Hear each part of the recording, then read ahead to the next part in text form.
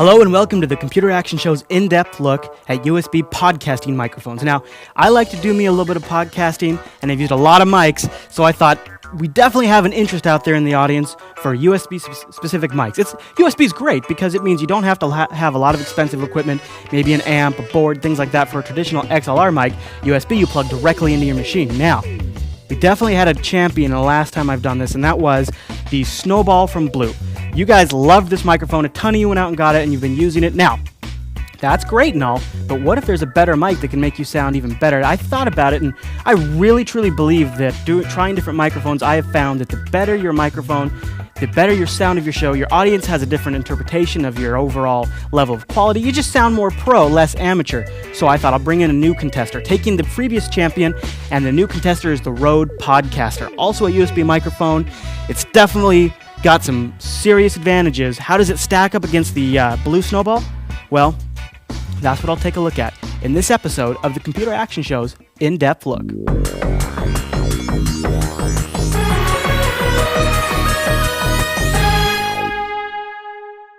Now, one of the things I heard loud and clear from you is those of you that tried the Blue microphone under Linux had some issues. It only records at 22 hertz instead of 44 hertz, so you don't have that quite CD quality sound. And I believe it's only in mono. I've never really used it under Linux, so I can't speak to that. Now, one of the first things you'll notice about this microphone is that it's not directly lined up with my mouth. And that means it's not really picking up everything it should. I can pick it up and I can move it, I can line it up with my mouth, and it sounds a lot better that way.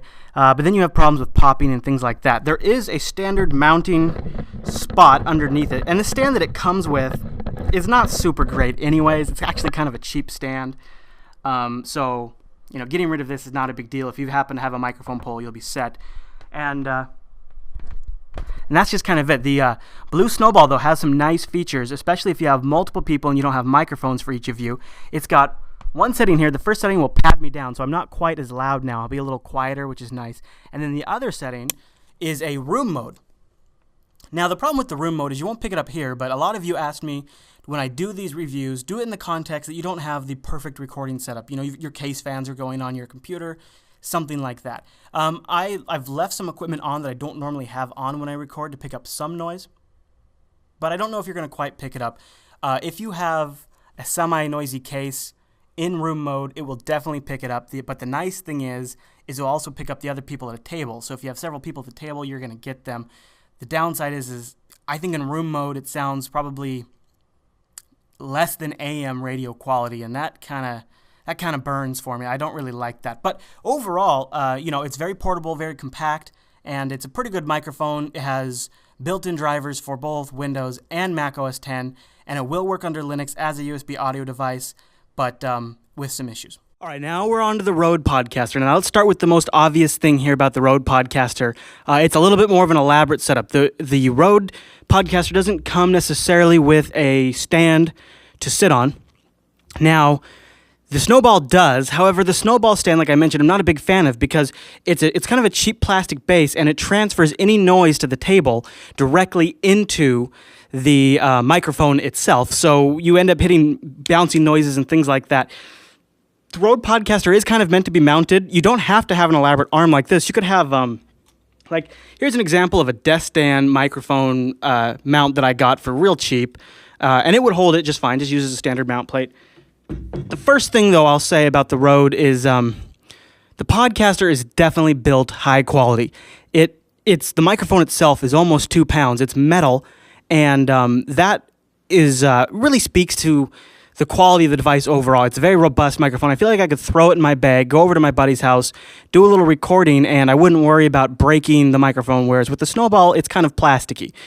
That said, there was a downside. I was over at a friend's house. I hooked it up to a Vista computer, and it wouldn't work out of the box.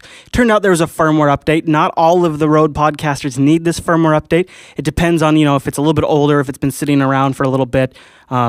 This unit here I've had for a little while, and I've been trying it for a bit, and I didn't try hooking up to a Vista machine. And when I did that, I simply went to Rode's website and downloaded the firmware update, and it took a matter of minutes, and I was done. But it's one thing to note. But there's one thing that really is amazing about this microphone. And that is, it has, and I don't know how well it'll show up in camera, so I'll probably show you another picture of it, but on the microphone itself, there is a headphone jack. And what's important about that headphone jack is you can plug directly into it and monitor your volume. And that's extremely important. That is, if you've recorded a podcast where you haven't listened to yourself, or any kind of recording where you haven't had monitors on, and then you play it back and you're popping out, or it doesn't sound very good, the volume's bad, that's key. And that's a huge issue, though, with USB microphones, is because if you use playback from your computer that's capturing the audio, USB sort of has an inherent latency to it. So you'll have your headphones with a delay. It tweaks you out the entire time because you're hearing yourself just a few seconds after you've said something, and it'll constantly throw you off. Having the monitor jack built right into the microphone is so awesome because it's immediate playback, hardware level playback inside the microphone. But it gets even better. On your computer, it'll show up as a USB audio device for playback, which means if you're doing, like, say, a Skype call, instead of having to have the Skype call come through your computer speakers and be picked up by the microphone, or having a one headset of headphones to hear your monitor and have to figure out another way to get the Skype audio. Nope, not a problem. It just acts as a USB output device for your computer, so you can send audio to it, so you can get the mix down from your computer and from the microphone itself. Very awesome. I love that feature. In fact, right there alone, it really brings this microphone into a must-buy category for USB microphones. Build quality is apparent overall. Going outside the microphone a bit, the stand that it comes with is very nice. It's perfectly counterweighted, so I can easily move the mic around, and it just kind of floats there, and I can make adjustments, and it's all perfectly counterweighted. The spring system makes it so there's not a lot of sound transfer, and you can even go one step further. There's what's called a Spyder mount, where you can hang the microphone inside a Spyder mount so it's shock resistant, so when you bounce on the table or bump the stand, that isn't transferred into the microphone. Overall, I have to say the audio quality on the Rode is pure outstanding. It's 48 hertz, so you're beyond CD quality right there. It has a little light on here to let me know that it's active. I love the little visual cues like that. The quality is near or at the audio quality of something like my PR40, which is nearly a $400 microphone. If you include all the stands and everything like that, you're almost over $500 for that setup, and I'm beating it here with the Rode Podcaster. That microphone, once you plug it into an amp and a board, you're getting near $800 just to run my PR40, and I'm able to rival that sound quality with this microphone. Now, the one downside, though, is it does kind of require a stand, so you either have to kind of tack that cost on. I like this microphone so much that I contacted the guys over at the DVE store, and I said, they're local to me, and I said, guys, I think this is a great kit. Do you happen to sell this microphone? They did. I told them about the video I'm doing, and they've decided they're going to sell a bundle, which you can find over at the URL I'm showing here on the lower third. I don't get a kickback, or I don't make money from this or anything like that. I just think it's a fantastic microphone, and to have a really just robust setup, having the complete stand with a Spyder mount, which is included in their kit, is really going to give you the setup of just a serious pro sounding, great configuration. I really recommend this mic. The stand is nice and solid. It's just a C-clamp onto my table here, so I can just clamp it on wherever I'm at. It doesn't matter. I'm probably going to move this around a bit as I play with it. I love this microphone. I'd say it blows away the Blue Snowball in not only sound quality, but overall package. It's a 2-pound microphone, so I definitely felt it in my bag when I was carrying it around, but it's like I'm willing to pay for that little bit extra quality. I'm nice metal. I don't know if you can... I don't know how that sounds. That probably sounds awful, but it feels great. It looks great, and it has what's called a top fire end mode. So you notice I'm talking into the microphone. I'm not talking into it like this. I'm talking into the end of it, and I'm doing that for a specific reason. It's a directional microphone. So now when I'm off mic like this, you barely hear me at all. And the nice thing about a nice top fire end microphone that's very directional is if I move it off mic, when I'm over here like this, even just this little bit of a difference, there's a huge difference in how much you can hear me. What that means is two things. If you're with a co-host, you're not going to be picking each other up on your microphones as much.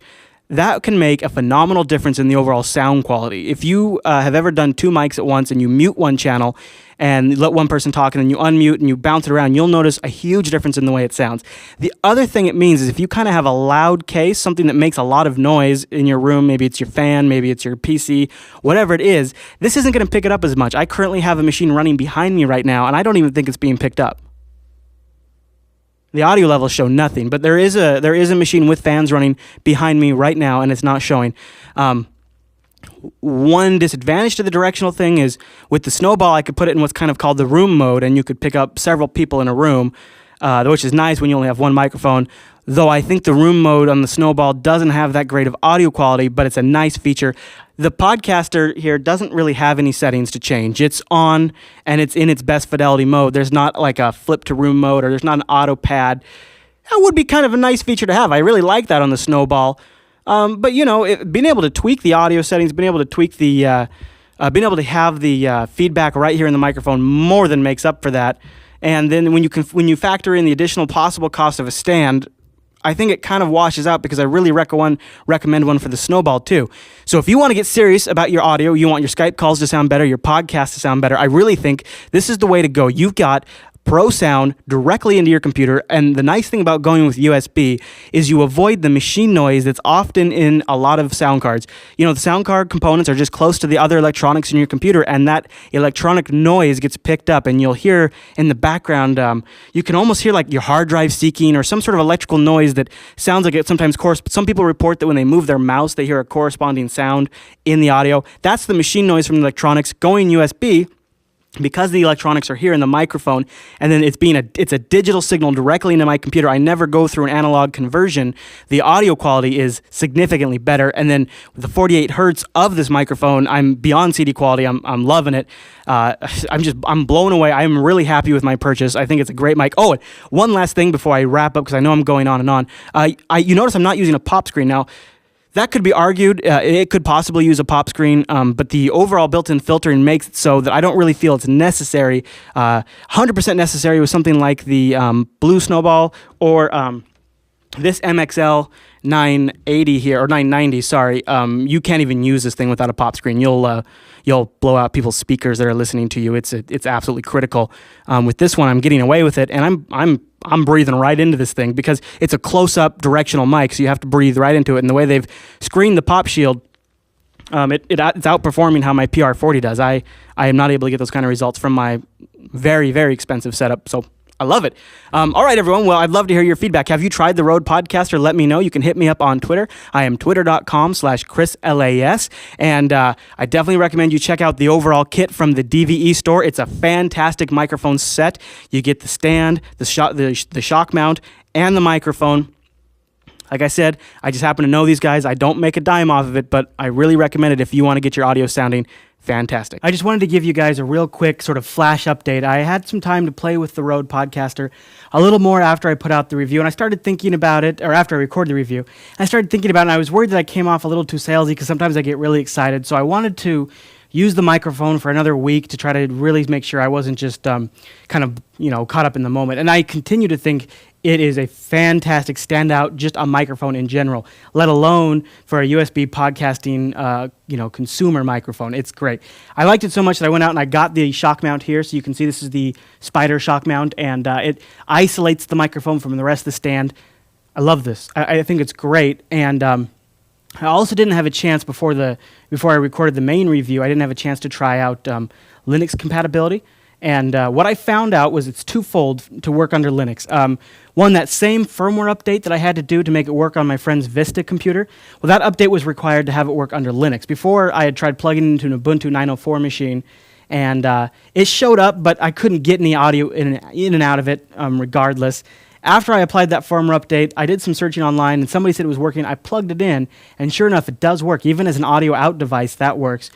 There's two. So the two things are: one, you have to have the firmware update applied, which is probably just not a bad idea to do in general, because if it fixes something under Vista and Windows 7, it turns out, I found that out too, and it makes it work under Linux, there must be something more to just that firmware update. So I recommend doing that.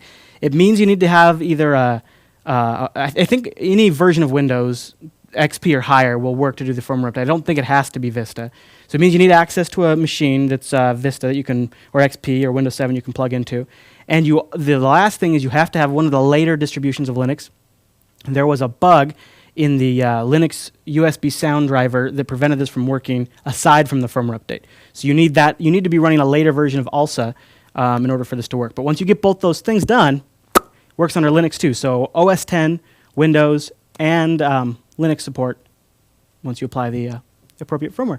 So I love it, and I think with with the shock mount. I'm now using it for my work Skype calls, and we do videos. I'm doing interviews with different people because I'm putting some stuff together for that. Not having to have the pop shield means that I don't have this huge thing in my face. I can just have the mic off to the side, still get great sound. Good, kind of looks like a nice pro look without the big, huge face covering pop shield that you might see in some of my earlier YouTube videos. So all in all, I really like it. I think the Blue Snowball definitely has its place. Like I said, for the room mic, it's great. But when I stack the two up, you know, mono and mono, this just pretty much defeats it in every category. If you want a great sounding mic, I still, even after a week after I recorded the original review, I'm still just as excited about this guy.